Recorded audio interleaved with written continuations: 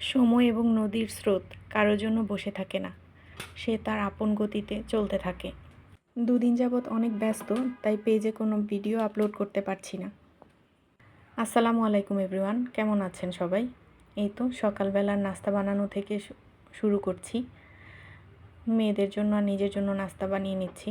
মেয়ের বাবা সকালবেলায় নাস্তা করে চলে গিয়েছে, এখন প্রায় 8টা বাজে। আমরা সবাই নাস্তা করে নিব। দেখতে দেখতেই সময় পার হয়ে যাচ্ছে। আমার ছোট্ট বুড়িটাও অনেক বড় হয়ে গিয়েছে। আজকে ওর 4র্থ টিকা দেওয়ার তারিখ। ফোনে রিমাইন্ডার দেওয়া ছিল, সকালবেলায় মেসেজ এসেছে। তো সবাই নাস্তা করে নিব, তারপর ঘরের কিছু কাজ গুছিয়ে তারপরে চলে যাব মেয়েকে নিয়ে টিকা দিতে। 10টা থেকে টিকা দেওয়া শুরু হয়, এই জন্য ঘরের কিছু কাজ গুছিয়ে যাব। এই তো আজকের একেবারে সিম্পল নাস্তা, পরোটা আর ডিম পোচ দিয়েই নাস্তা করে নিব। আমি অবশ্য একটু চা নিয়ে নিয়েছি, চা ছাড়া আমার চলে না। চেষ্টা করছি চাটা বাদ দেওয়ার, কিন্তু কোনোভাবেই বাদ দিতে পারছি না। এই তো একা হাতেই নাস্তা রেডি করে নিচ্ছি। মা মেয়েরা একসাথে নাস্তা করে তারপরে রেডি হয়ে চলে গেলাম ছোট মেয়েকে নিয়ে টিকা দিতে।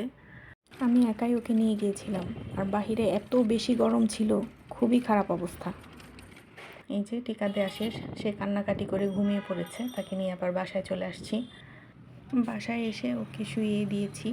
বড় মেয়ে তার দেখাশোনা করছে, আর এই ফাঁকে আমি সিম্পলভাবে রান্না করে নিয়েছি। অনেক দিন ধরেই শুটকি খেতে ইচ্ছা করছিল, তো এই যে তেল ছাড়া শুটকি রান্না করেছি সবজি দিয়ে, ঢেঁড়স ভর্তা আর ডাল রান্না করেছি, আর এই দুধটা জাল করে রেখেছি মেজো মেয়ের জন্য। আজকে এখানেই চলে যাচ্ছি, আল্লাহ হাফেজ।